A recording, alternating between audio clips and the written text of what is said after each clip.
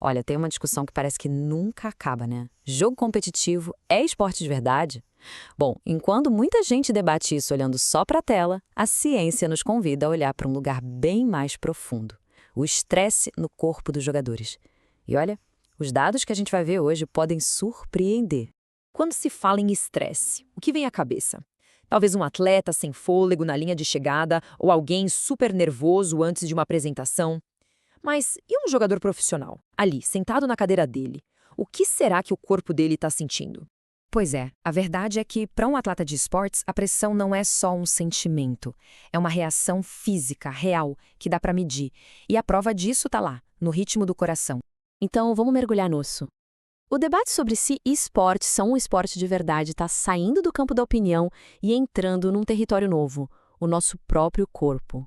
A resposta talvez esteja na biologia por trás dos pixels. E essa ideia não é só um achismo, não. A ciência está levando isso muito a sério. Como diz a própria pesquisa que baseia nossa análise hoje, o ambiente competitivo dos esportes é muito semelhante ao dos atletas de esportes tradicionais. Ou seja, a mente sente e o corpo responde na mesma moeda.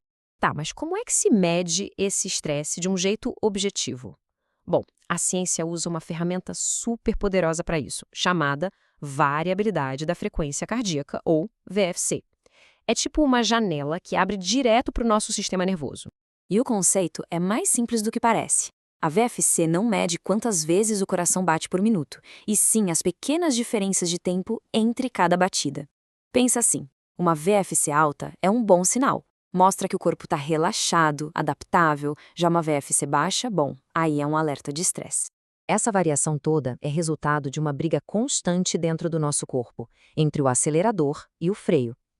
O sistema simpático é o que pisa fundo no acelerador em momentos de estresse. Já o parasimpático é o freio, que entra para acalmar as coisas. A VFC mostra pra gente qual dos dois está no comando. Com essa ferramenta em mãos, os cientistas foram atrás de respostas. E eles não se contentaram com pouco, não.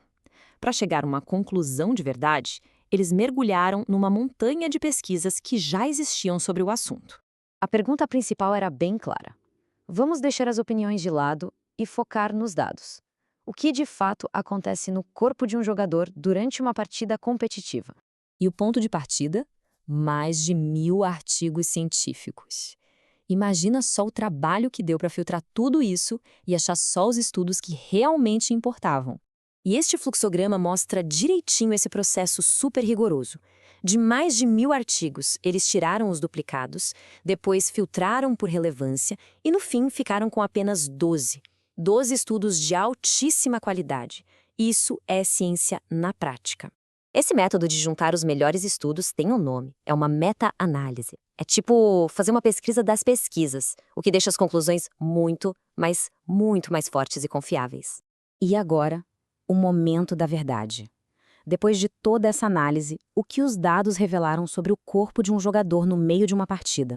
A primeira grande descoberta é direta, não tem como questionar. Sim, durante um jogo competitivo, o corpo entra num estado de estresse bem significativo. E aqui está o pulo do gato. Os indicadores que medem a capacidade do corpo de relaxar, de pisar no freio, diminuíram bastante. Em outras palavras, durante o jogo, o corpo tira o pé do freio e pisa a fundo no acelerador do estresse. É a clássica resposta de luta ou fuga. Mas a história fica ainda mais interessante. Acontece que nem todos os sinais de estresse foram ativados, e isso nos conta algo muito específico sobre o que está acontecendo ali. O fato de outros indicadores de estresse não terem mudado sugere uma coisa fascinante. O corpo não está simplesmente em pânico. Ele está ativando uma resposta de estresse muito específica, focada na exigência mental do jogo e não num esforço físico total. Certo, os dados são legais, mas vamos ao que interessa, o que tudo isso significa na prática. Por que essa resposta do corpo é tão importante para os jogadores e para o futuro dos esportes? Aqui está o resumo da ópera. Mesmo os jogadores estando sentados, o corpo deles está reagindo como se estivesse num evento competitivo de alta intensidade. O estresse mental tem sim um custo físico real. E as consequências disso são gigantescas. Para a saúde dos jogadores, significa que a recuperação é fundamental.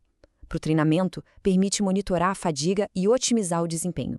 E para a parte psicológica, dá dados concretos para ajudar a lidar com a pressão imensa da competição. E isso tudo deixa a gente com uma reflexão final, né? Se o corpo reage da mesma forma à pressão de um esporte tradicional e de um esporte, talvez, a preparação para os dois também devesse ser parecida. A ciência sugere que a linha que separa esses dois mundos é bem mais fina do que a gente imaginava.